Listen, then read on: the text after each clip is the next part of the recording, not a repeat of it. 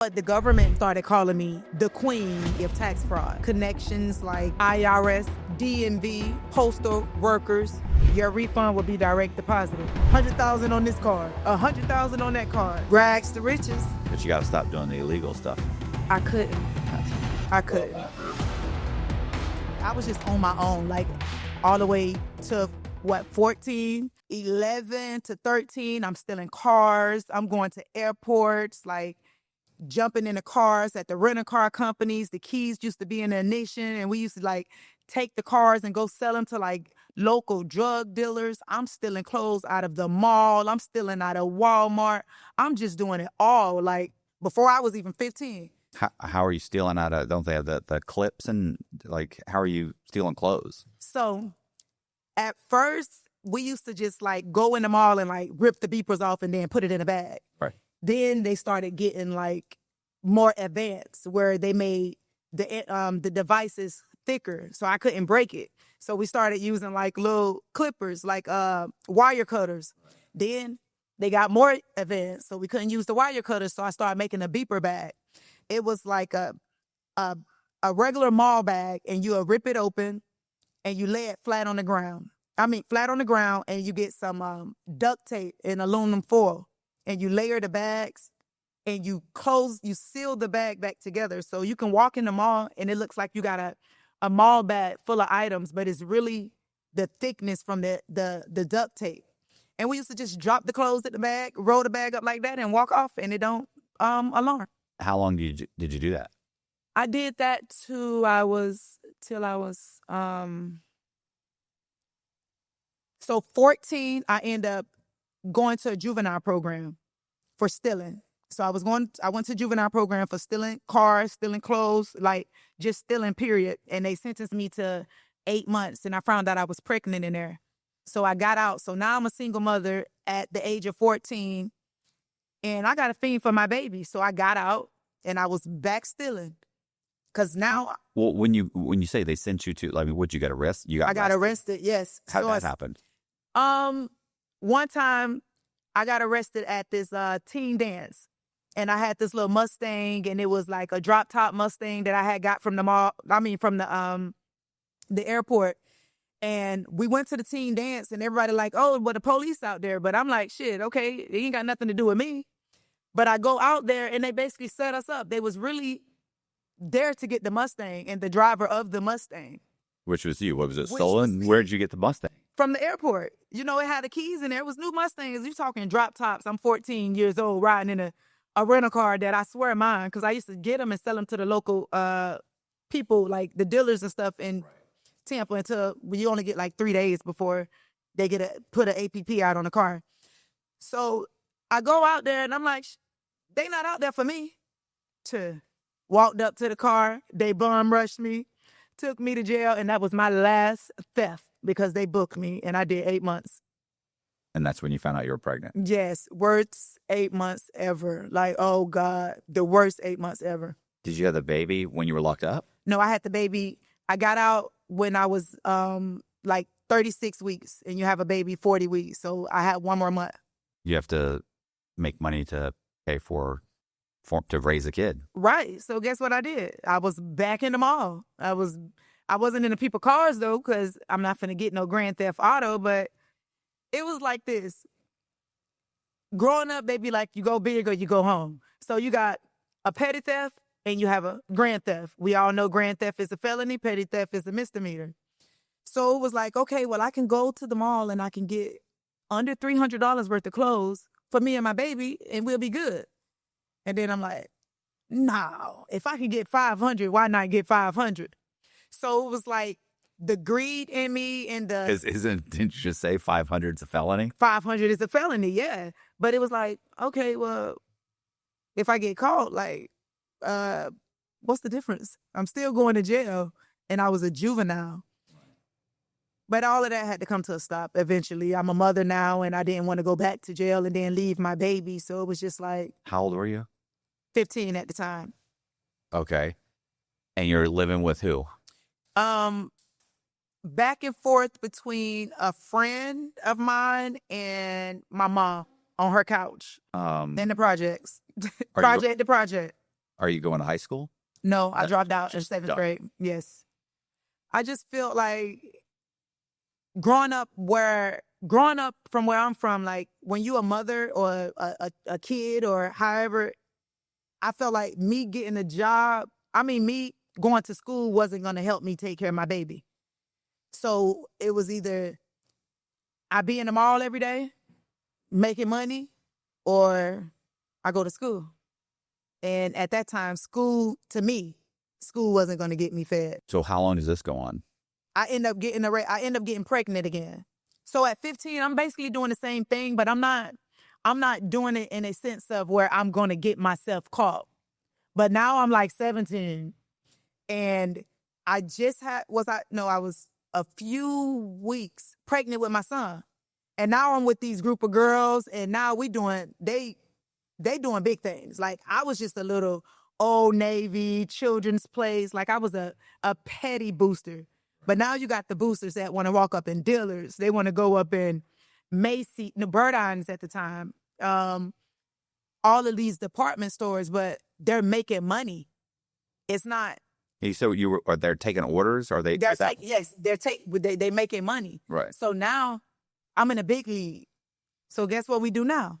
You will call me and say, hey, Rashia, I get paid Friday. I need $500 worth of 5Ts for my son. And I'm going to be like, okay. So that week, I'm going to go get those $500 worth of 5Ts for your son. So you got to think about it. I have you as a customer. I have this person as a customer, that person as a customer. And I can easily make $2,000, $2,500, $1,500 based off orders. I'm not just grabbing items. Now I'm grabbing orders. You're not grabbing stuff hoping to sell it. Now you already have a buyer. So that became my occupation. And I just got a little bit more wiser with it. When does that come to an end? Did you get arrested? Well, yeah. 2 things happened. So around like the age of like 17, we was in Dillard's and we was just Dillard's back then. They have what they call them floor walkers, like the undercover. The undercover security people like that. But not in Dillard's. They're in plain clothes, right? Yes, but in Dillard's they had real sheriffs. Right. So I'm bagging up a big old Disney store bag full of Polo men shirts, and the sheriff walk up, and I see all my friends running. They didn't say, hey, like, stop, because I'm down there on the rack grabbing the stuff. And he come, and he grabbed me and slapped the handcuff on my arm, and he started chasing them. Did you think I was going to stand there with the handcuffs on my arm? No, I jetted out through the mall entrance, ran outside to somebody, and I was like, please, can you please help me? Like, I'm running from my boyfriend. Like, I need help. And she let me use her phone, and I called my ride, and I got away with the police handcuffs. How'd you get them all? Oh, God, it was a hassle. I went to the projects, West Tampa projects, and the men, they was able to, first they was drilling it. They was drilling it, and then somebody ended up bringing the key after drilling it for so long. I was like, oh, my God, blood circulation is getting cut off. It was just getting tighter because they didn't put the lock on the handcuffs because I ran. After that, like I said, I got 6 sisters. Majority of all of us look similar. So I'm the 3rd youngest. So I end up like, I got to make money, but I also don't want to go to jail. All right.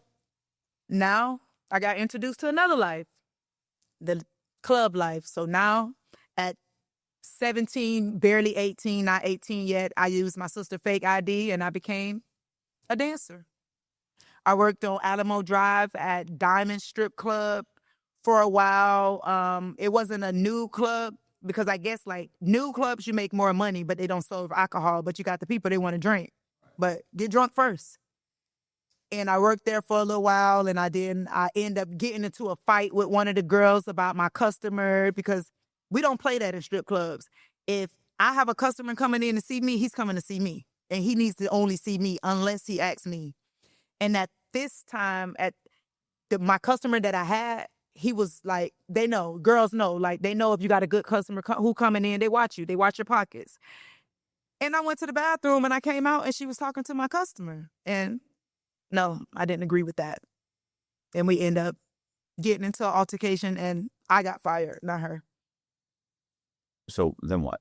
I did it all. So from probably all the way up to age 21, we're going to say 21, I used to go to like Daytona Beach, Florida, Black College Reunion. And, I was in the club life. So, I mean, I'm a female. So I started, having sex with men for money, protected, condoms always. And I did that for a while, but I didn't want to degrade myself anymore. So it was just like, I got to come up with something. Like, I got to do something. And it was always like, I don't want to raise my kids how I was raised. So it was always that hunger in me type to like just get it. Like, you got to survive. So it's like I pretty much just did everything. Like, I called myself at one point trying to be a little dealer, but that didn't work for me. That's not my that's not my line of work. Did you get arrested, or you just got No, ripped off, or it's just that's not for me. Like, I don't. It's just too much. It's not comfortable. It's not. I ain't gonna say it's not for women because Griselia did it, but it's just not for me. And I just was like, just anything that had a quick come up, count me in. My girls will say, hey, they got Memorial Weekend down in Miami. It's going to be popping. Is it going to be some money there? Yeah. Memorial Weekend. I can go down there and make probably 5,000-6,000 just in one weekend. I mean, doing what? This is prostitution. Okay. All right. So, it's exchanging favors. But you're saying that didn't work out. Like, at some point, you're like, I'm not doing this anymore. It's a scary occupation. Like, it's scary. Like, I'm not gonna knock people like hustle, but that's always a scary occupation because you never know what type of diseases someone may have. Condoms break. All right. And it's scary. And it's a scary occupation. I got 2 kids now. Like, no, I can't do that. So what are you going to do for money if it's not going to be drug dealing? Prostitution's out. Prostitution's out. So guess what's next? More boosting? Nope. Scamming. Scamming in what way? Okay, so there's lots of scams. It's a lot of scams. So this particular scam, back in 2006, maybe it's like 2006, there was a guy that a friend of mine ended up meeting in Miami. You're talking Miami. Miami was the town, the city for scamming, all type of scams, from mortgage scams, from tax scams, before it even became big in Tampa. But these people down there, they're making checks. They're making traveler's checks. They're making, still to this day, probably identifications and everything else and so on, so on.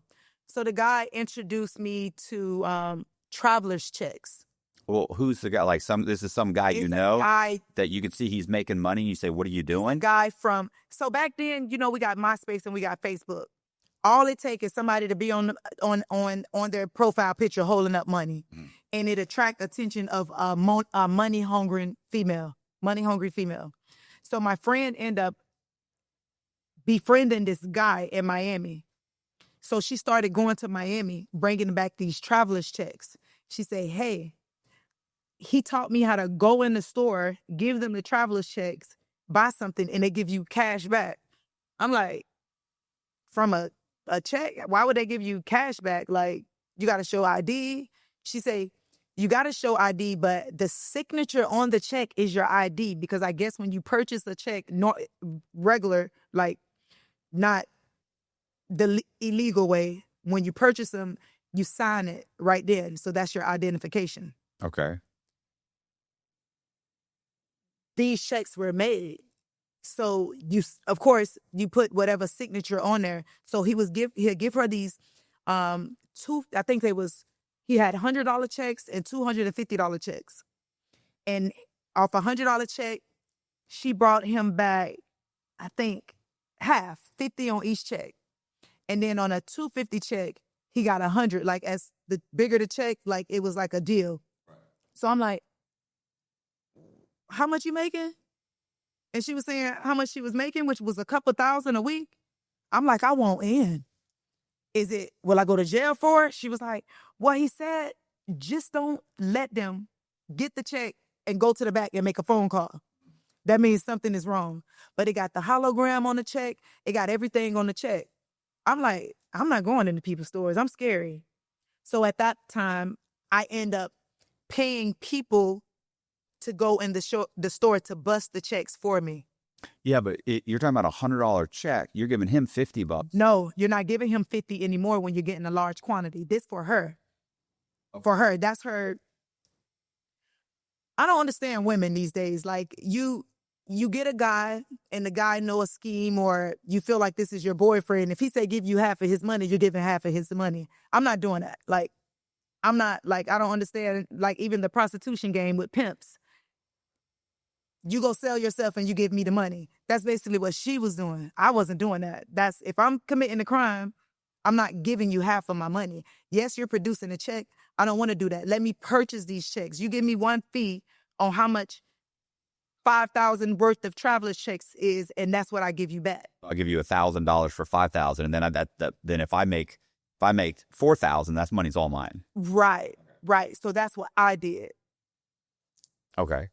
And so then and then what? You go out, you find people like, hey, take this check, go in there, buy something for $10. Yes, but it was like, I just knew a lot of people, so I didn't have to really find them. Everybody wanted in. It's like when you start getting money, everybody see that you have money. Right. So now I'm riding around and I got a brand new Cadillac CTS, and they're like, well, whoa, how you get that Cadillac CTS? Then I end up buying me keep in mind, I'm just this little girl from the projects.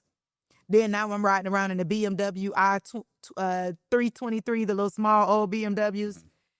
And it's like, from making this money from these traveler checks.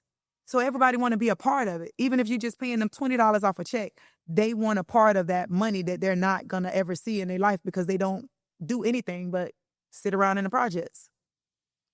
How long does this last? This don't last that long, but now I have that hunger to keep getting more money. And that's what introduced me to scamming, because that's a part of scamming. Now, the highest recidivism rates is fraudsters. Right. Yeah. Right. It's as high, if not higher than, I think it's higher than drug dealers or drug crimes. Right. The lowest is murder. What? The lowest is murder. They almost never murder again. Once you let them out, they're like, I'm not going back to prison. Right. Keep my cool. So now you know you want to do this. What did they do? Did the guy disappear? I think he ended up going to jail because his phone started going straight to voicemail, and then eventually it just cut off.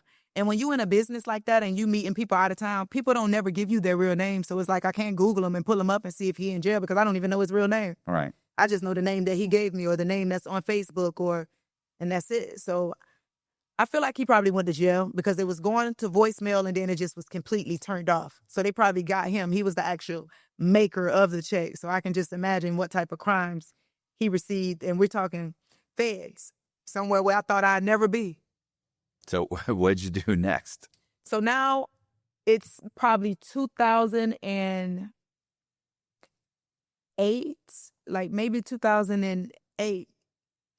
And in Tampa, you had this lady, and they call it self-employment, where she was filing everyone tax returns. And if you got 2 kids, you get back like $5,000. And each year you get the same thing. Well, it go up from the earned income credit. So like if I owned a restaurant and I clean, that's self-employment. So you're going to pay me in cash. There was no way for the government at the time to know if you're lying on that W-2 form or whatever the form was that was being filed. 1040. Yes, 1040. That's exactly what it was. It was no way for them to see that you're lying, because how are you going to tell me that I'm not making $15,000 cleaning? Because at this time, we didn't have to send in, what was it, a form A, B, C. One of them go to the IRS, one go to the employer. Yeah, the employer's filing one with the IRS, giving you one, filing one with their taxes. Yes. So we're not doing that. We just electronically filing them, the lady at the time. And that's spreading throughout the projects where people are knowing, hey, I got 3 kids. I can get back. Oh, you got the kids. You got people with 3 kids. You're only getting money back from 2 kids, but that third child, they selling that child for like $1,000. Right. Because you're getting the money from the earned income credit. And Selling the social security number. yes. Not the kid. Yes, the Social Security. Well, yeah, selling it. Yeah. So we doing that. Like every year I got this guarantee $5,000. And I'm like, that's a lot of money for me because, I'm not a addict or anything. So I get my little side hustles. I got my little men, I ain't gonna call them pen pals because we're not in prison, but we called them tricks at the time. Where you get the little older man, just take care of you for your rent, take them out, probably do a little something here and there, but you good. So I was good. I had a sheriff. Okay. Yeah, so I had my sheriff. I get my little taxes. My sheriff give me my little allowance every week, a couple $100, and I'm okay. But it wasn't enough for me because this lady is getting paid, I think we're paying her $1,000 out of our $5,000. But she messed up. She gave us our packet that had our sign-in information on there from TurboTax. Right. I'm like, hold on. I got on there, went to read in every form she did, and then I filed somebody, and I got the money. I'm like, oh, okay. So what do? You just go to like a friend of a friend or just some friend and say, listen. It's just a word of mouth. It's Tampa. You're talking fraud is becoming, it done moved from Miami, Atlanta, California. Like it's just word of mouth. Just like the drug game. Right. When you find the plug, it's just word of mouth. And she was doing everybody. You're talking a lady out the projects riding around in a Range Rover type stuff. It's just stupid. So everybody know. But for her to give us, the game is to be sold, not told. You put the game in my hand because you was so she thought she had the market cornered. She didn't think anybody was going to come in and take it from her. Yes. So I went to reading. Keep in mind, I'm reading all this with my 7th grade education level. And I'm like, okay, yes, no. Let me do a fake one on my. So I asked my sister, I'm like, hey, can I file you for self-employment? She was like, I ain't gonna go to jail, am I? I'm like, nah, I've been doing it for years. I ain't in jail. Like the lady been filing me. Right. And I did it. And the money came back. So I told all my friends, like, we don't gotta go through her no more. Y'all just give me $500 because she charging $1,000. Right. It was over. I started doing the self-employment. But you're only, to me, when you're doing that, there's only like maybe 3 months out of the year that you can do that. You have October, no, that's where people get it confused at. Through the store, you have like January to April. Electronically, you have to October, all the way to October. So you're talking October. So you're filing like for the previous year, you're saying? You're filing the previous year. So you got October, November, December, January. It's just 4 months of no filing. Mm-hmm. It's 8 months of filing electronically. So what are you doing during those months? You're just the whole 8 months. Oh. The whole 8 months. You're filing you can file electronically at the time. Now we're talking 2000 and back then. You can file electronically online, but when you go to a store, you know how they have the date, like you got to have your taxes filed by April 15th. Yeah. Through the store, but electronically you don't have to. Okay. And you can always mail the paperwork in. Like you can mail it in and they release the money. So what are they doing? Are they putting it on a debit card? They're putting it on debit cards or direct deposited. At this time in 2006, nobody not knowing about debit cards. Right. We know about the TurboTax debit cards because they're coming straight off the site.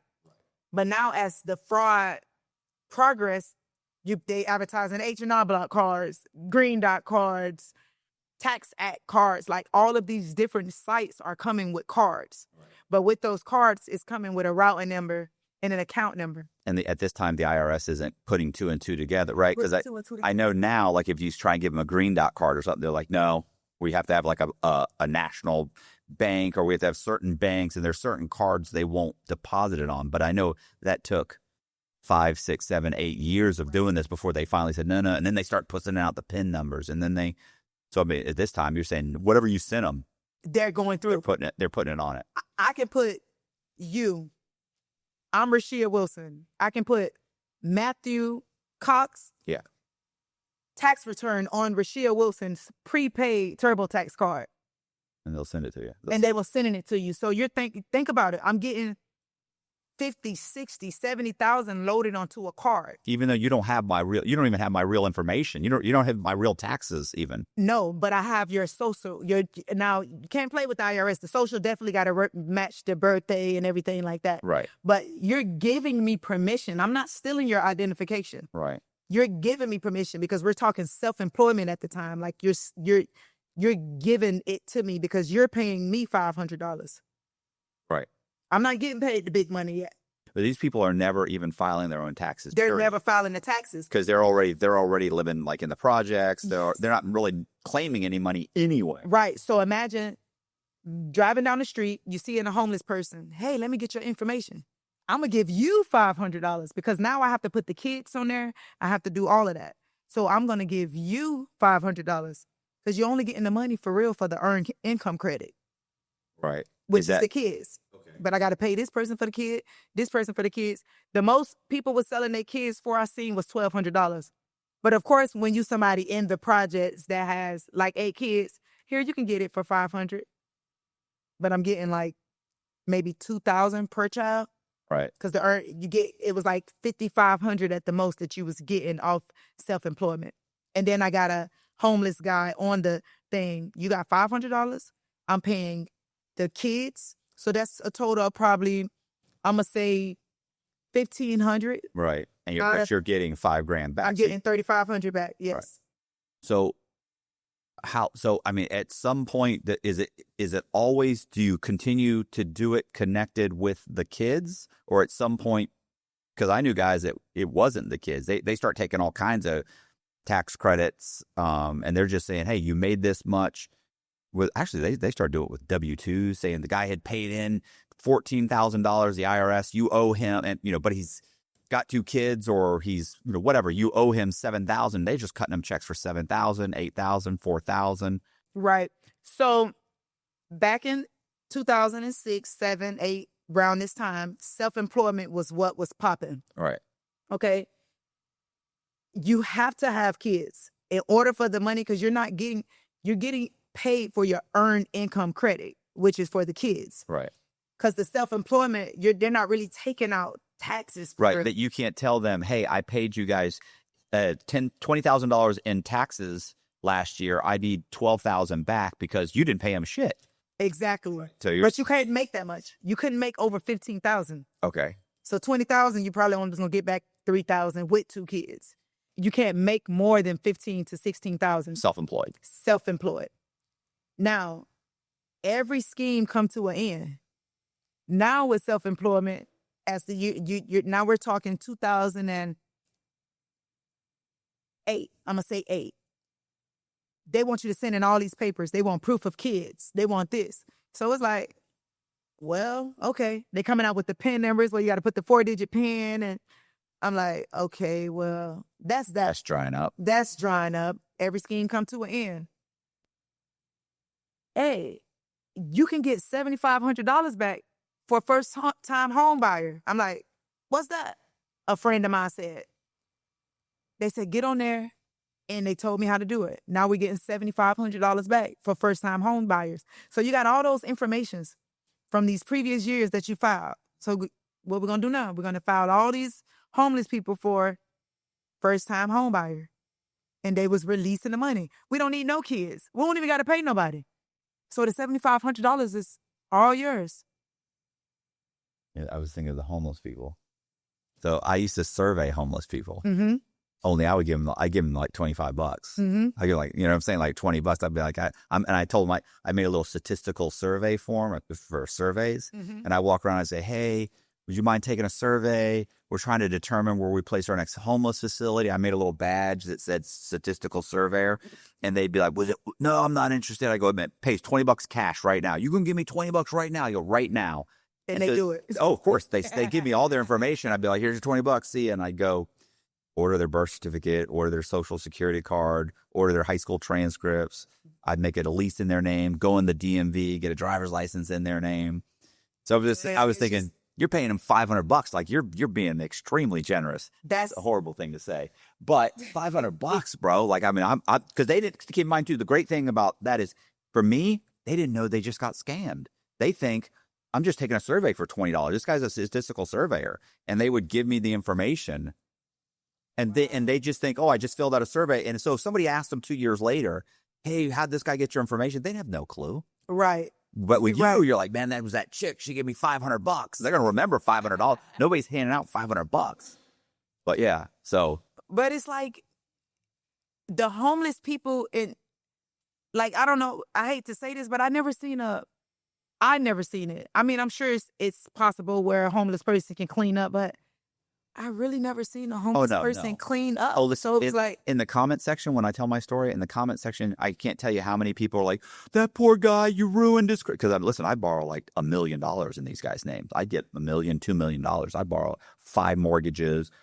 I get personal loans. I get $40,000-$50,000 in personal loans. Like And guys are always like, what if he cleans his life up? Stop it, bro. He's not cleaning his life up. Right. The guy's schizophrenic or he's an alcoholic. You could even ask him. One of my questions was, when was the last time you were gainfully employed working a full-time job? And they were like, God, like 8-10 years ago. And then I'd ask them, what do you believe within the next 2 years you will be gainfully employed? I never had one guy say yes. You know what they would do? They look around and they go, nah, bro, this is it for me. That's what I'm saying. So why do we get so much time when it comes to like, yeah, or they were victims. They're all I got a list of victims. But I give this guy, I give him $20. We helped them. I'm doing you a favor. Right. Like people helping people. Right. You gave him 25. The judge didn't see it like that, by the way. Why? He was very We disappointed. just bought them some clothes. You bought them some water, a meal. I done bought some clothes. Yeah. Like, but yeah, I think he went and bought they probably went and bought a 6-pack and, right. Right. $500, those guys might have OD'd. God knows, you might have bodies out there. Oh God, I probably killed somebody, right? So what, so you've got it now. You're doing the, first time home buyer. Yes. I mean, are you slowly becoming better and better at, well, one, you said it slowly started to dry up because they start figuring it out. But 2, are you getting better and better at understanding how filing taxes works? I'm getting better at learning new schemes because I'm just getting on the computer, pushing a number in, and it's saying your refund will be direct deposited on Wednesday. I'm like, oh, so I'm just every day. 24 hours. So if it says that there's an issue, are you going back and altering things to try and make it say that? Yes. If it says rejected because the social don't match. There was ways. I had a few connections. Like when I say connections, IRS workers, DMV workers, postal workers. I had connections. So I was able to go in or speak to my people to make sure I didn't do nothing wrong, or is there a letter off, or is there a number off or something? Because it'll be like the social don't match the name. Well, dang, it was matching, like, or this the information that I have, so it'll be something that was wrong, and I'll go back in and fix it. If I couldn't fix it, I couldn't fix it. But you know how many student loans I paid? Do you know how many child supports I paid? I'm filing people that has child support, and it'd be like, due to child support fines or payment, like the whole refund was getting taken. But it's part of the game. So I helped somebody again, like, and I still. You're doing God's work. Right. Yeah, I would get the guy's stuff and go into the DM. Well, I'd order their like their driving record, right? And get it, and they'd be $600. They'd have an unpaid ticket from like 4 years ago for $600. Right. I go pay the ticket. I got to get a driver's license in the guy's name. Right. I had one guy, Gary Sullivan. People know this name because I borrowed like 1.3 million in his name. Gary Sullivan had roughly probably 20,000 in medical debt when I pulled his credit. I was like, fuck. So I negotiated. I paid it all off. I don't know if I got for 10 or 15,000, but I paid like 15 grand to pay off his medical debt because it was affecting my ability to get him a mortgage. Right.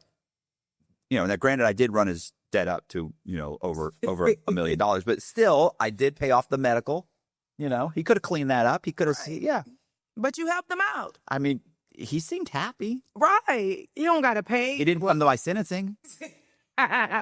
So he didn't testify. No, he's not. He didn't say anything. I've never heard from him. As you're learning more and more, are you making more and more? Or you're just getting, and at this point too, people are now like telling other people like. You and a friend, yeah. Go to her. You want $500 right now? Oh no, price is different now. So now we're talking 2008 going into 2009. I'm doing this fraud. Everybody want a piece of the money. Once again, it don't even matter. Okay, well, put me down as a first-time home buyer too. So I'm doing all of those things. I'm getting people back. I forgot at that time how much was I charging them when it's their name, because I know eventually you're gonna owe.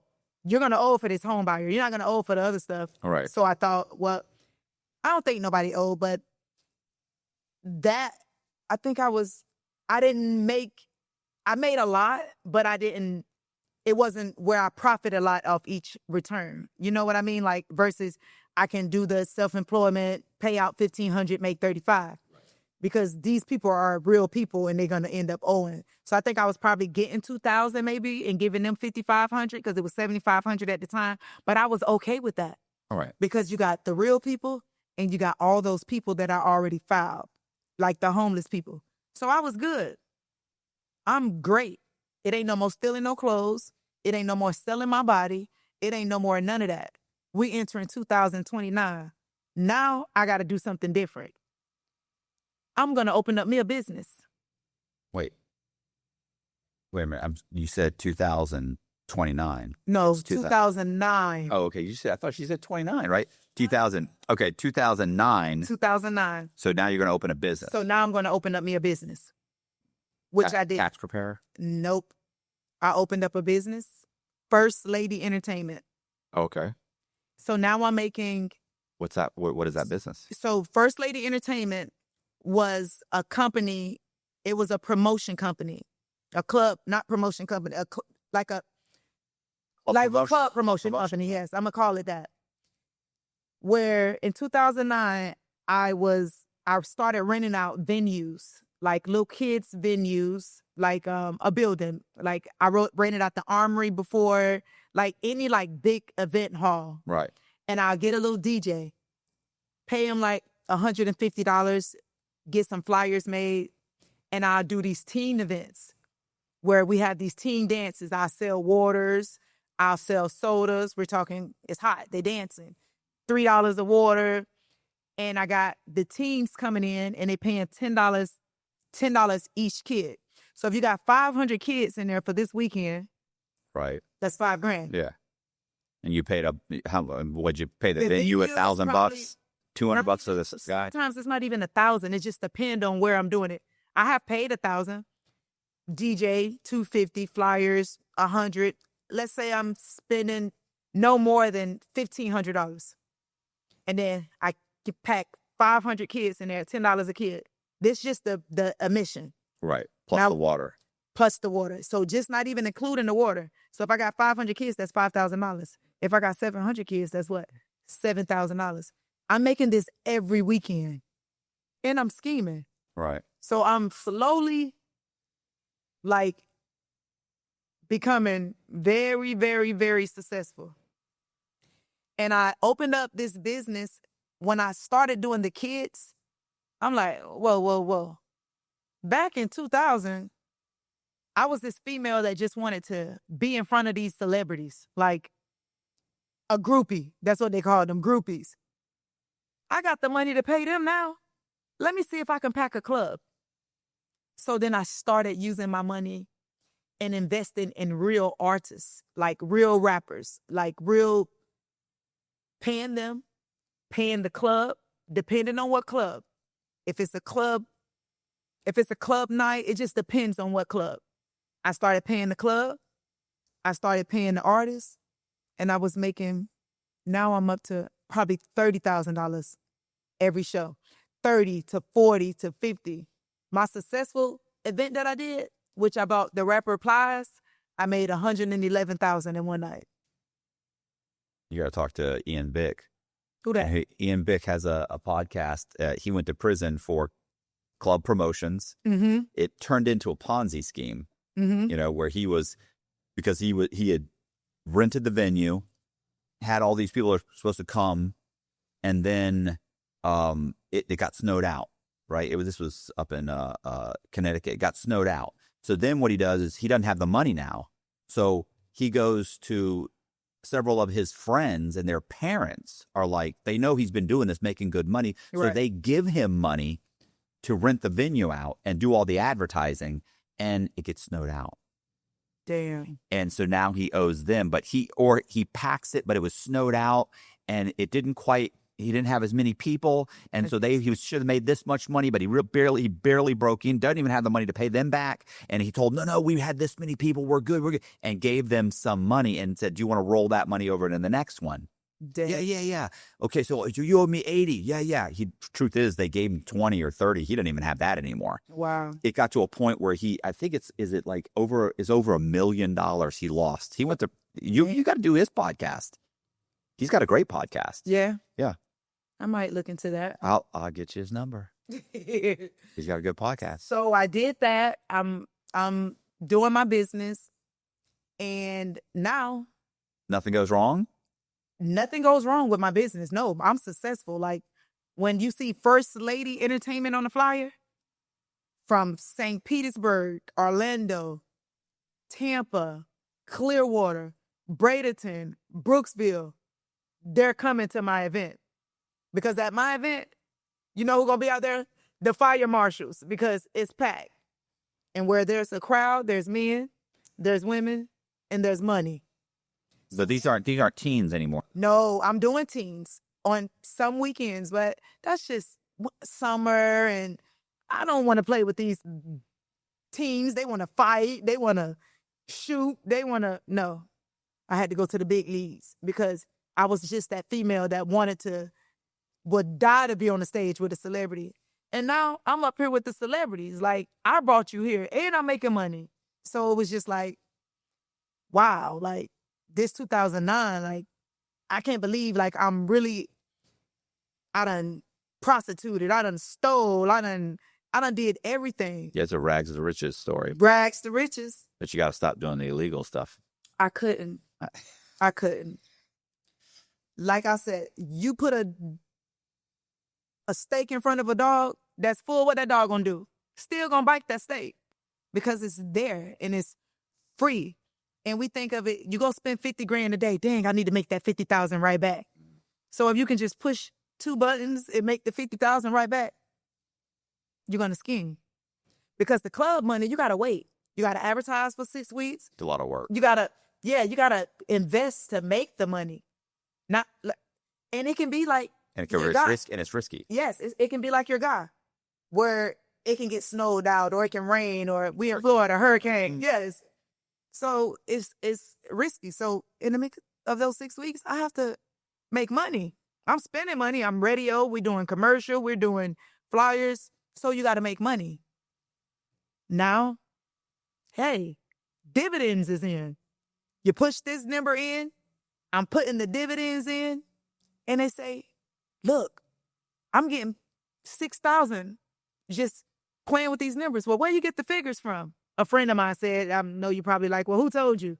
A friend, this Tampa. Everybody's trying something new.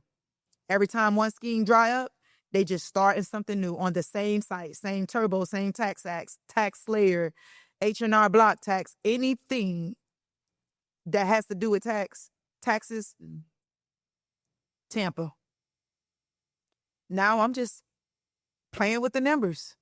I don't even know what I'm putting in. I don't know the percentages. 7th grade education level. I don't know shit. I'm just putting the numbers in. Your refund will be direct deposited.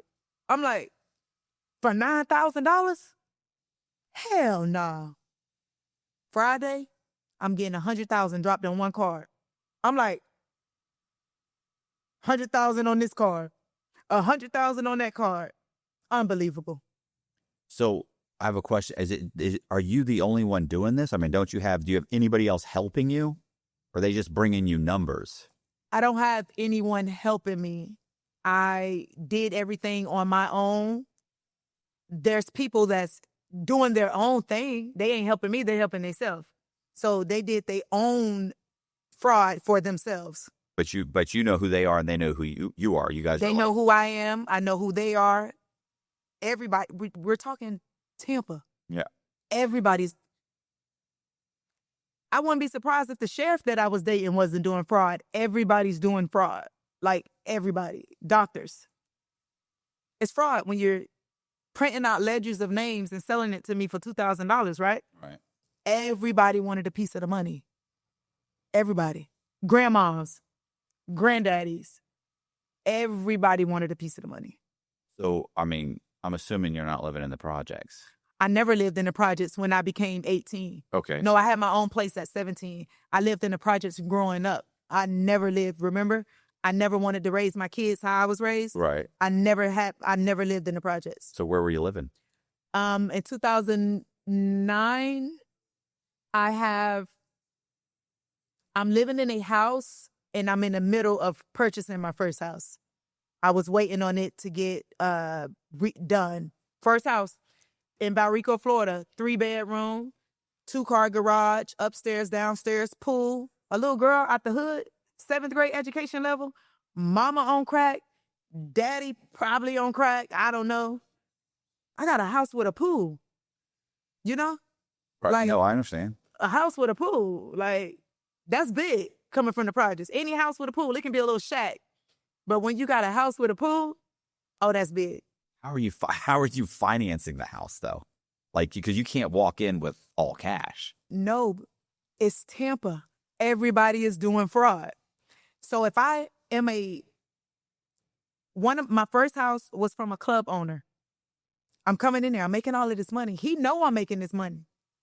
Not everybody knew about my illegal part of my life because I'm first lady.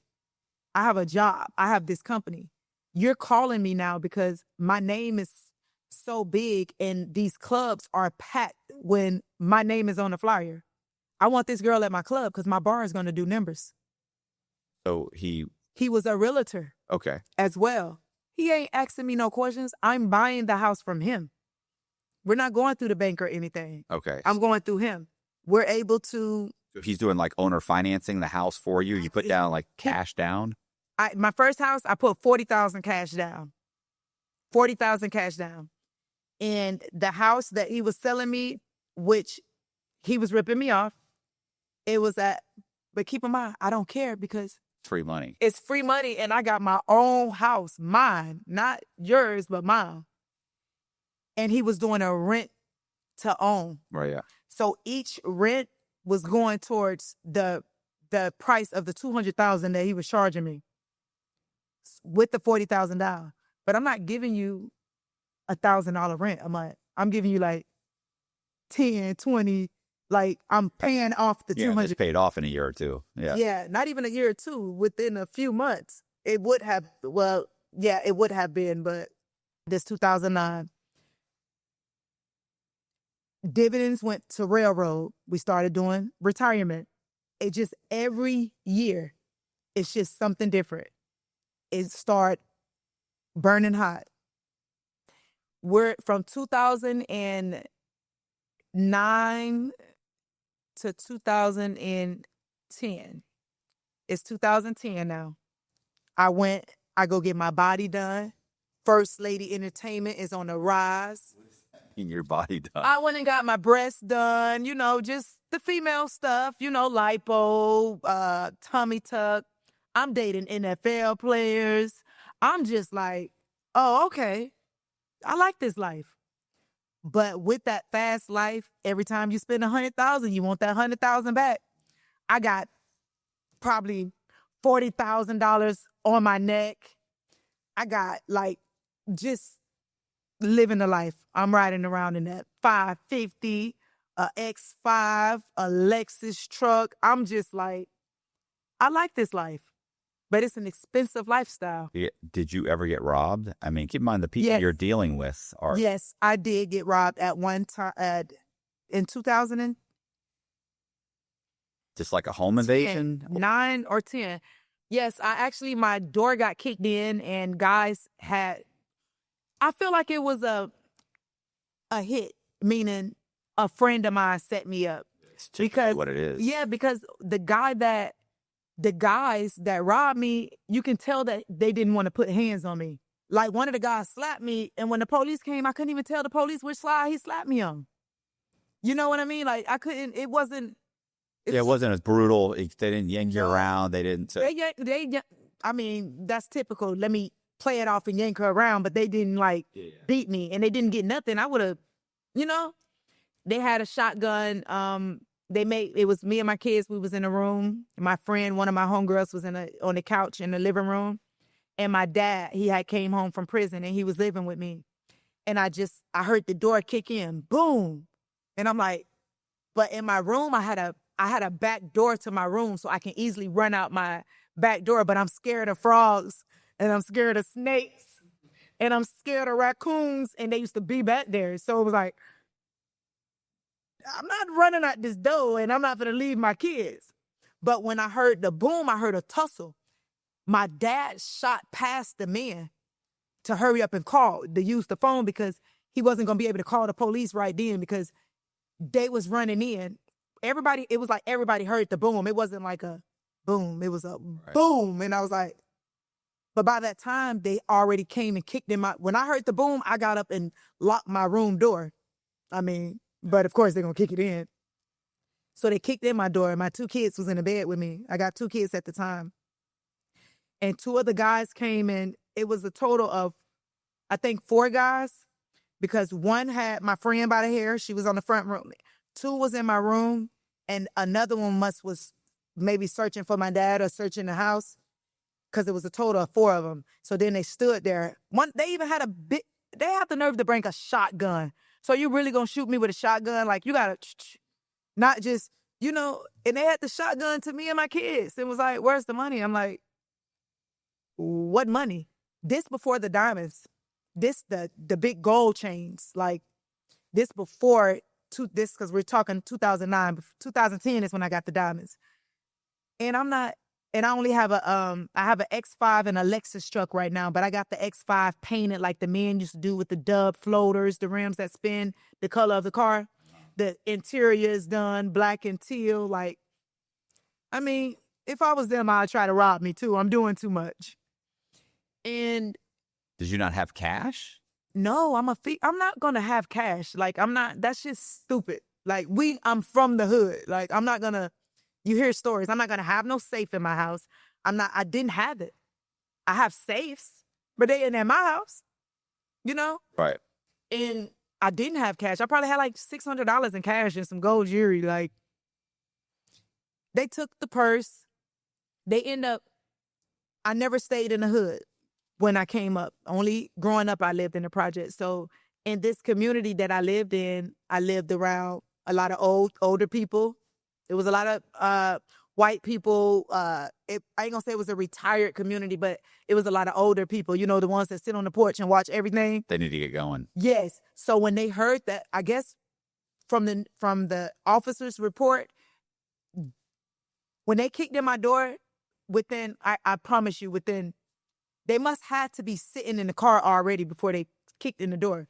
As soon as they kicked in the door, the helicopter was flying over the house. Like, they didn't have no time in the house at all. So those people, which they did state, they knew that it was something suspicious going on, because they had this black van in the road down the street. So the people had called the police already. So while they're on their way, they was 1 second away from going to jail. The police, they left their van. They couldn't even run back to their van.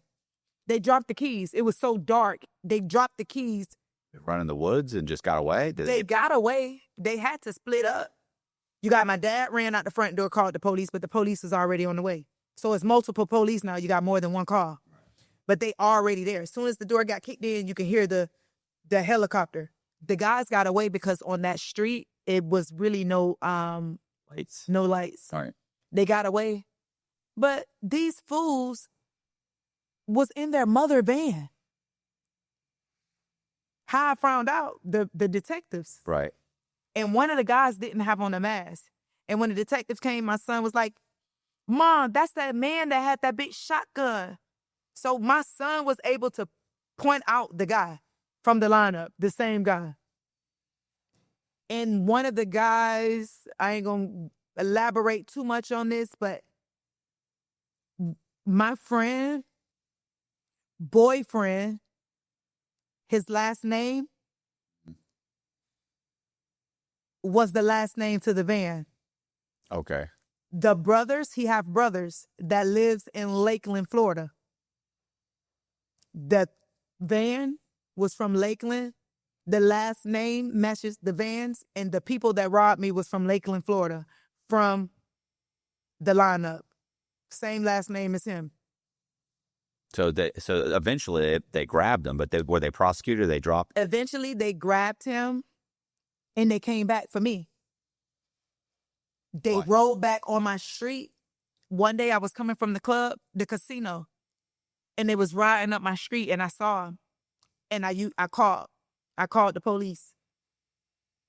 So I was driving down the street, and I was going up one way. It was like a 2-lane street, but it was so small. Like cars are like, they be so close. Like you can't bust a U-turn in the street. Right. Because it's so small and narrow. And I see this like a F-150 or like it was a truck with these guys in there. And they were just looking. And I'm like, one of those guys, that guy is like, you know how you can just, they had a lineup of a whole bunch of men. Right. And one of the men was in that truck, but the other guy was in jail. One of the guys went to jail. Right. The guy that we was able to point out from the lineup, he went to jail because it's his mother truck, that everything just matched it with the lineup. Right. And he was fighting a home invasion, which carried 25 to life? It can. Yeah. And I'm like, oh God. That was their warning. Like, you go testify on my people, your ass is gone. And this might sound stupid because at the end of the day, like, they did come in my house. They did violate me. They did violate my kids. Like, I'm sure that my kids remember that because my son was like, yeah, Mom, this is the guy that had the shotgun. He was only like 7 maybe at the time. I just didn't feel right going to court. Like, taking somebody's life away from them for 25 years to life when, yes, they home invaded me, but they didn't harm me.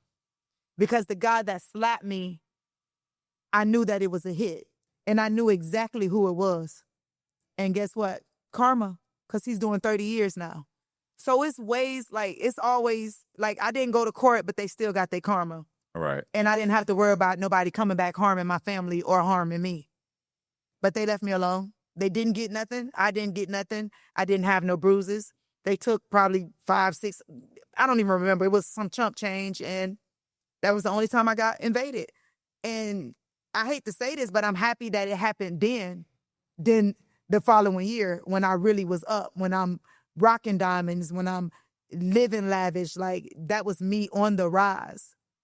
Like, I'm spending money, I'm making money, but I'm not a millionaire as of yet, you know? So it happened and I didn't go to court. And the brother that I know who actually did the hit, he's doing 30 years right now. For home invasion or something else? I don't know. It happened since I've been in prison. So I didn't ask, I didn't care. I just asked someone like, where he at? And it was like, oh, he up the road doing 30 years. I'm like, oh, okay, cool. So what happened at I mean, does the first time home buyer, then you said the retirees retirement benefit, or the the retirement. So now we're in 2011. 2011. What's the IV? The form. It got an I on there. IV. It's another form on the TurboTax site, and now we have W-2s on the TurboTax site. Okay. So now it's 2010, and we're doing like it's just always word of mouth. Everything is always word of mouth. And we done did the railroad. We done did the dividends. We done did every form there is on TurboTax.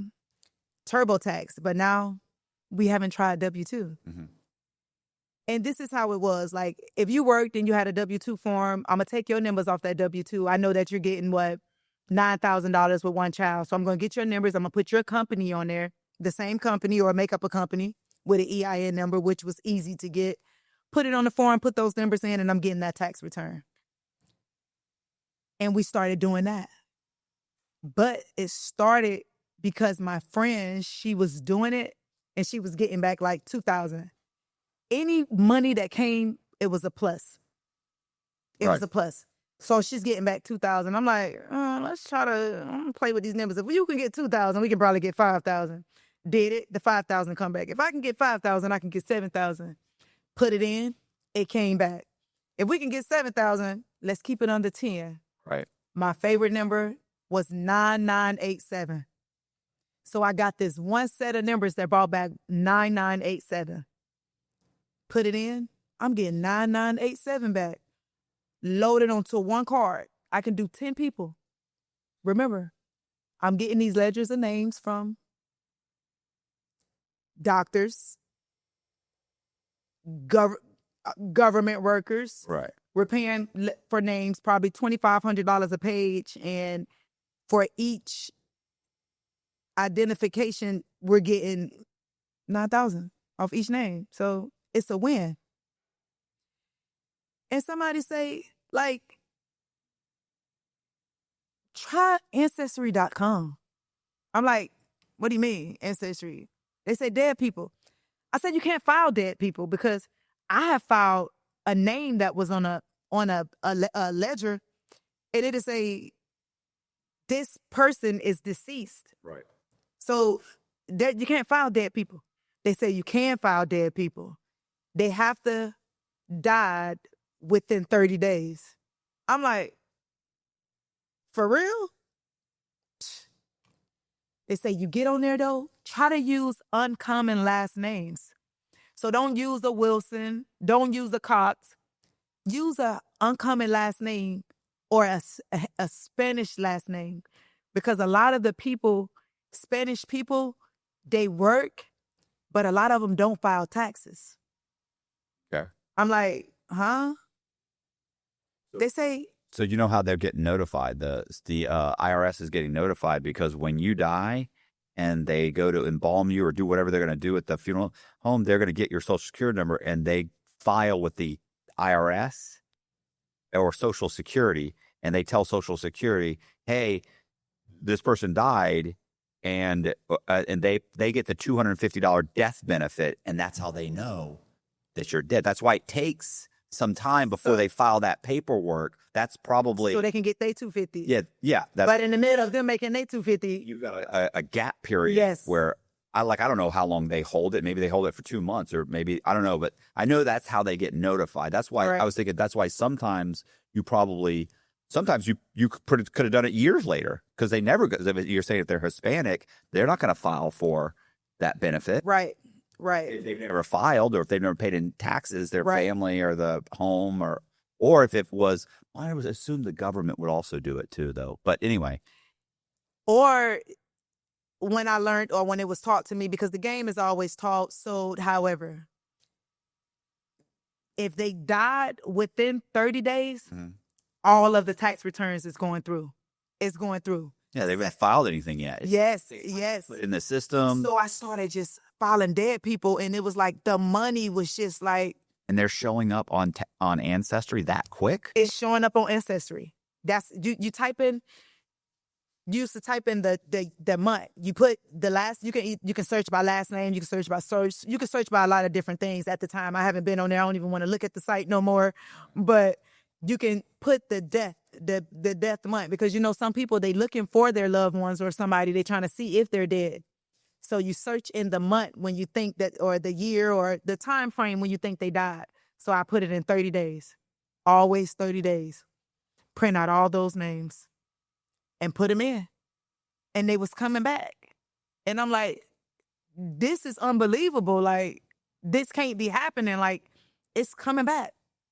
So now we're using the TurboTax cards. We're using the H&R Block cards, where I can get someone to go into the store. Now, H&R Block cards, you have to go in the store. So you know who I was picking up, right? Our buddies, the homeless people. Oh, yeah. Because you have to send them to the store. That's horrible. Now they wasn't getting $500. Now they was getting probably $20, $30, $40, just depending on how generous I was at the time. And they have to go to the store. They go inside H&R Block, apply for a prepaid card, bring it out to me. I wasn't afraid that the new card would come to their address and anything, because they don't have an address. And half of the addresses, I give them the address. I never activate the other card, because I'm not doing credit card fraud, and I'm not going into a store that has somebody's name on the card. You know the card that I use? Preferred customer. When you go in there, they give you the preferred customer card with the routing number and the account number. No name on the card. You understand? So if I go in Gucci or something, and they'd be like, okay, well, show me your ID. Here. Yeah. It's preferred customer. Like, it's no name on the card. I'm waiting. No way for them to verify it. Exactly. Because it's legit. I got the PIN number. But I was able to do that. And I remember one time me and my friends, we rented a van and we rode to Atlanta, because Atlanta got one of the biggest like Salvation Armies ever, with all the homeless people out there. So we got us a van. I took them to every H&R Block. I got one day, it was like a weekend. I'll send 20 of them in here at different times. Go get me a card, bring it out, got the account number, route number. Went to Atlanta, got a whole bunch of cards, came home. Not even came home. I was there with my laptop too, loading them up. And it was just like, the money just was like. I was just going to say that. How much money is this scam bringing in at this point? This scam is bringing in, look at it in a month. A month? We're talking about like 100,000? What? What is that? Chump change? That's chump change. Let's say. $500,000? Probably $500,000. But you got to think about it too. When you're scheming or you scamming, everything comes to a stop. So if I got this H&R Block card where right now I can go to the ATM machine and withdraw $4,500 out in cash. Mm. That was H&R Block. They're going to eventually stop it, or they're going to start locking the cards, because now you got Cox, Wilson, Williams, Jake. You got all these different last names direct deposited onto this one H&R Block card, which is supposed to be just for you. So they'll block the card. So I done had times where I got $200,000 on a card and they lock. Can't get to it. No, they lock it. And they send the money back to the IRS. And the IRS will mail out a check. We'll get the check. Right. But who's going to deposit the check? Everybody. Car lots. It's business. Car lots was accepting the checks. Jewelers was accepting the checks. But now they want half of your check. Right. So if the check's $7,000, you're getting half of the check. You know what I mean? So I was just like, what about depositing? Because the PPP, not PPP. What am I saying? The COVID thing when they were giving back money. I was in prison. Well, I mean, but you're aware of that. People were getting back like $1,400, $1,800, like. So there were people making those government checks. And really? Giving it to people. So they'll like, look, I'll give you 3 of them. In different people's names, I'll give you 3 of them. I'll give you you keep the money for one, give me the money for the other two. And if you had a bank account, people were doing it. Like I know guys that did it, and I'm like, what are you thinking? They're going to come for you at some point. They're going to come, but it went years. Like guys, like 3 years later, and then they'd show up for them, say you deposited 3 account. Greed, because even with the checks, everybody was accepting the checks. So the cards, we can have a lot of direct depositors on the cards, and they'll get blocked because of fraud, basically. It's too many names.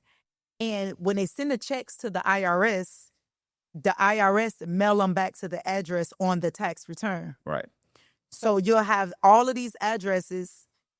Some of the addresses we make up, but we had postal service workers that'll go pick up the checks on that route and give you the checks. Right. And we'll take these checks to car dealers, jewelers, like everybody just wanted a part of the scam.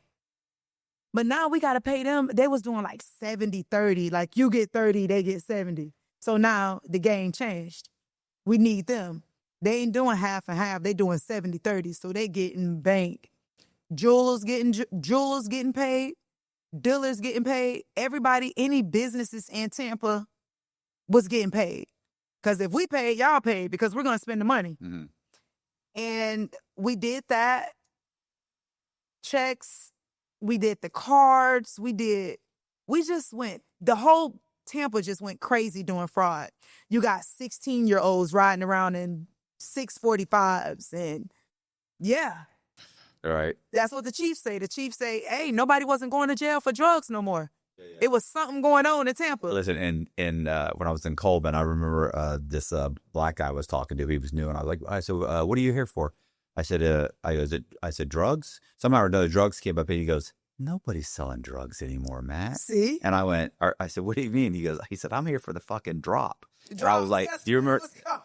And that's the whole time. Right. And then I got out, and I'll meet people, and I'll say, were you doing the drop? And they're like, what? I'm thinking, well, that's what they were calling it in prison. Everybody's saying the drop. Even still to this day, and you talking years later, like even right now, like I've been to every prison in the Brewer for women, but Carswell. And for one, people from Florida because the gold's in their mouth. Yeah. But it ain't about Florida. Where you from? Tampa. Oh, you in here for scamming. I'm like, dang, that's all y'all know Tampa about is scamming? Like, we do more than just scam. I thought scamming started in Miami. So we're known throughout the whole world. Drop City, Tampa, Fraud City, and it ain't make it no better when they got me. Yeah. I was just say 2020, 60 Minutes did a whole thing where they came to Tampa. I was in prison, locked up, watched that whole thing. They were talking about, they had the mayor. So like, this is insane. Yes. Like they had the IRS. They were like, Tampa was like the epicenter. They said it's nowhere worse than in Tampa. Right. So my question is, are people getting busted? I mean, even small-time people have to get busted. Not a big one, but I'm saying periodically you have to know somebody like, damn, did you hear about Jimmy? Fuck, they got him with whatever, and you've got to be worried. People getting busted, but when you're doing wrong and you feel like you're untouchable, you never believe that it's going to be you that's going to get busted. Like, I didn't think I was going to get busted. Why would I think I'm going to get busted? I got my business. I'm just doing fraud. I'm not going to the ATM machines. I'm not doing none of that. I'm just sitting in front of the computer. Who knows that I'm sitting in front of a computer doing fraud all day? So you never feel like you're Jimmy, right? Jimmy knows. Jimmy knows. Jimmy knows, and Jimmy don't want to go to jail for 15 fucking years. But why would it be me? Because I'm sure you doing fraud and you doing fraud. Why are you gonna come and get me? Because you're the tax queen. No, I was just first lady. I was. You didn't really know. Do people don't really know, or they kind of know, or? Okay, so at one point, because now I'm doing fraud. When I said a friend told me, a guy, he's doing it. He's showing me the game, and it's like, I don't believe, and still to this day, I don't feel like I would have ever got caught. because I felt like what I was doing was so like, I ain't gonna say it was cleaned up, because if it was cleaned up, I wouldn't have got indicted. I never had an indictment though. The feds came to my house to indict my co-defendant for fraud. And they had a search warrant to search my house. When they searched my house, they found fraud. So how did that happen? How did they get to your co-defendant? Like, how did that? Okay, so back in 2011, my co-defendant and his friends was in a hotel room. Mm-hmm. One of his friends had a misdemeanor violation warrant. He had a truck. The police knew his car, his truck. They sat outside this Howard Johnson hotel to go in this hotel to indict his co-defendant. Before they can go in there to arrest him for his warrant, they saw all these guys coming in and out of the hotel. So they thought they was going to get a big drug bust. Instead, they went in the hotel and they found all these guys on laptops with ledgers of names and personal informations and debit cards. It was a legal search warrant. They didn't have a search warrant. They hit him with the RICO all over the news. Let him go scot-free. So they thought. Yeah, I was gonna say just to follow them, Follow them, put the case together, follow them, see where they lead. Right to me, because now I'm messing with him now, and the feds watching him. Feds watching him. I'm riding around in the 550. I'm riding around in the X5. I got we're talking 2012 now. I got a 2013 Audi A8 paid for off the showroom floor. A $96,000 car. Where's she getting this car from? Where did she get this from? How old are you at that? I'm 26. Yeah, lots of 26 years old are driving around $90,000 BMWs. A $90,000 Audi paid for. Sorry, Audi. Sorry. No payments off the showroom floor in 2013. Doesn't look suspicious at all. No, it don't. Do it. Look. So they swoop in. Do they grab these guys? They grab these guys. I mean, some of these guys, they have to grab them. And they grab them all, remember? Right, but they let them go. They let them go. They let them all go. I mean, nobody. Even the person that went to jail for the warrant, how he get let out? Yeah. So they let them all go.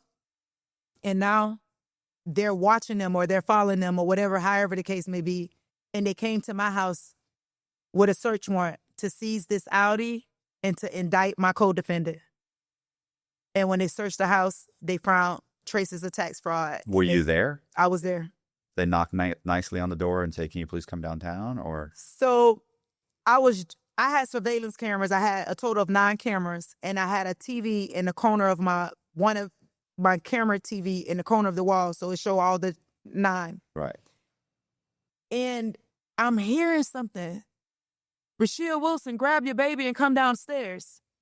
Because I got a new baby too. Right. I'm like, I'm dreaming. I don't know. I get up, I turn my TV on, and I see all these masks and the armor truck. They pulling the ladder up to my 2nd floor. They like, Rashia Wilson, come downstairs. I'm like, what the hell? I'm like, hey, get up. The feds. I don't even know if it's the feds. I just see black. It's the feds. And my run was over with. Like, I had a tuition. Like, I was like, we end up going to Vegas like a few months before that. And I'm like, hey, like, this guy is following us. You tripping. It ain't nobody following us. I'm like, man, I seen this guy in the club. This man is following us. Man,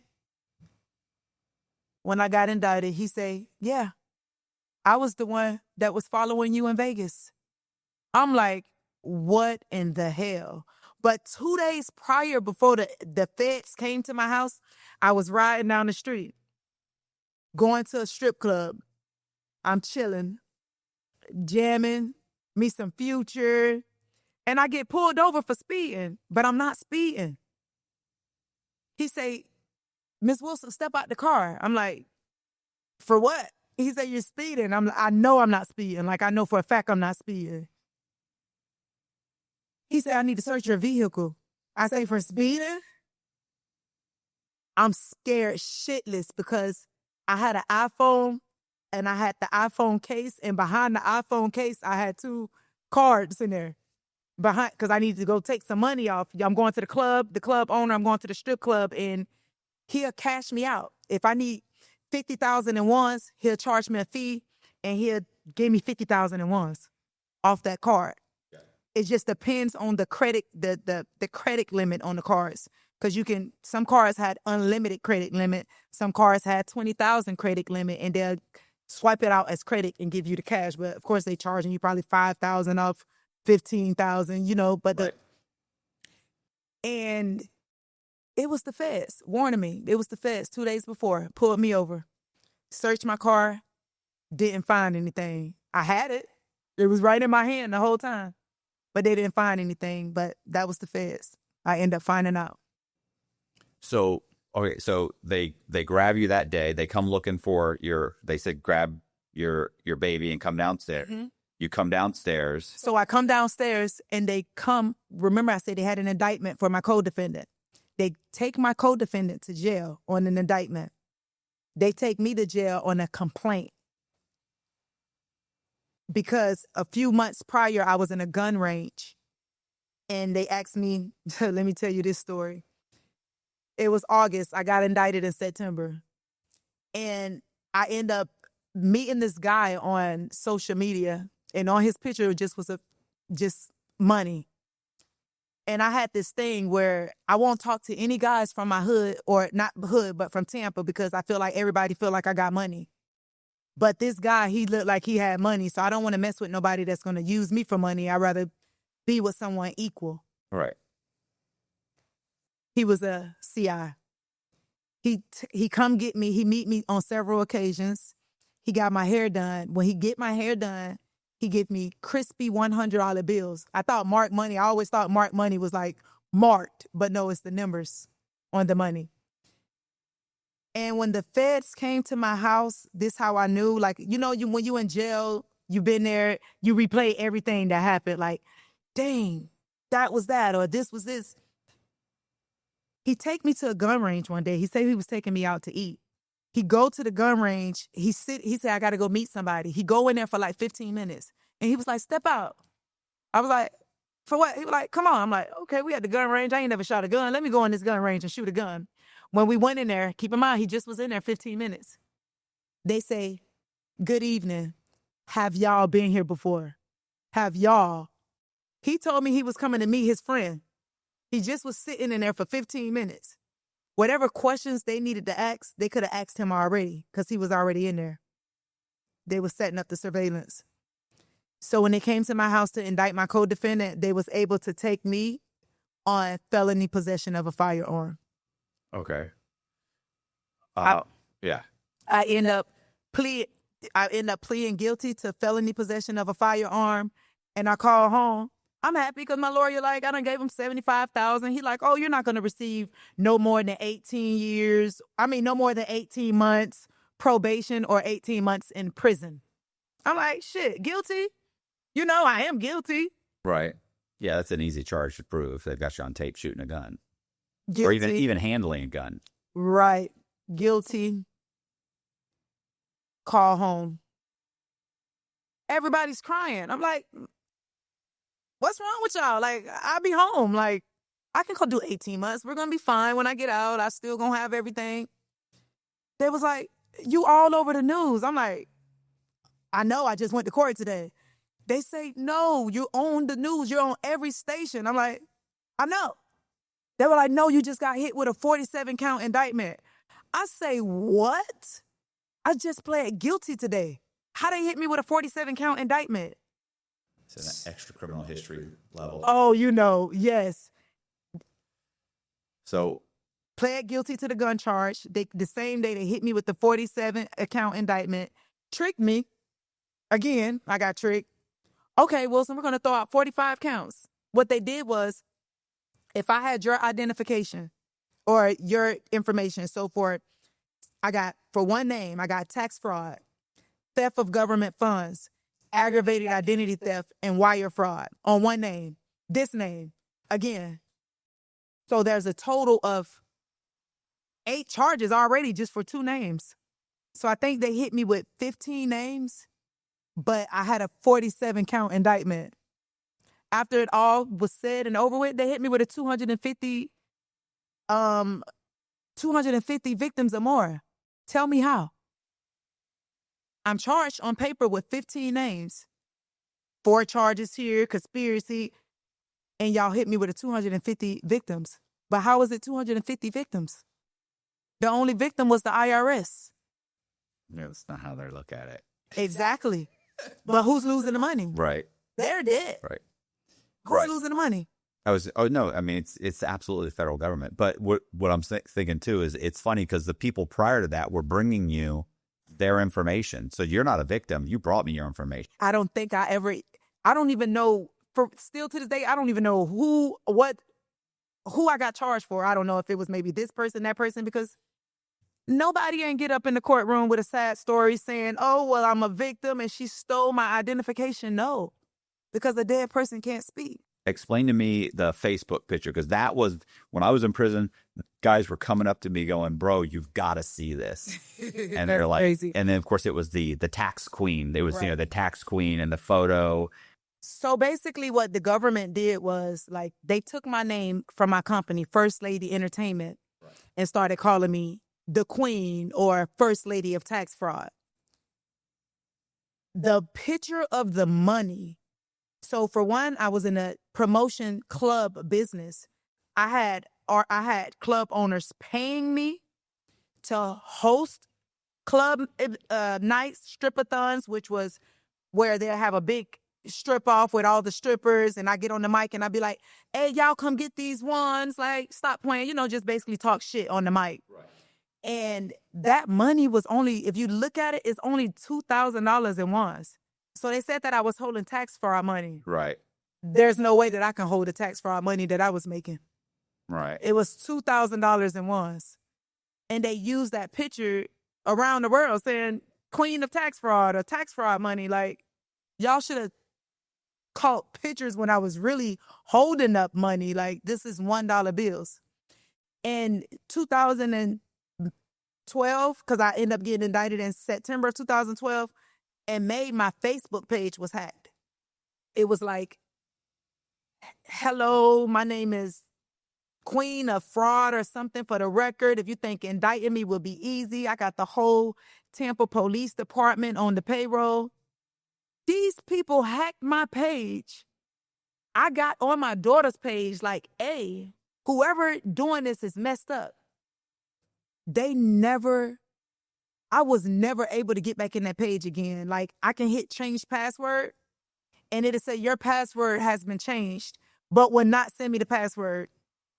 I feel like it was the feds. And they use that status and that picture to enhance my not criminal history, but give me the leadership role. How I get a leadership role if y'all came to my house to indict my co-defendant? Y'all came there to indict him, and the stuff that they found in the house, they re-indicted him again. He had two tax fraud indictments, and I had the gun charge indictment and the tax fraud indictment. But I got the leadership role. So what did they end up offering you? They didn't offer me. They said my lawyer at the time, who I feel like sold me to the government, he say, if you plead guilty to this, you won't receive no more than 5 years.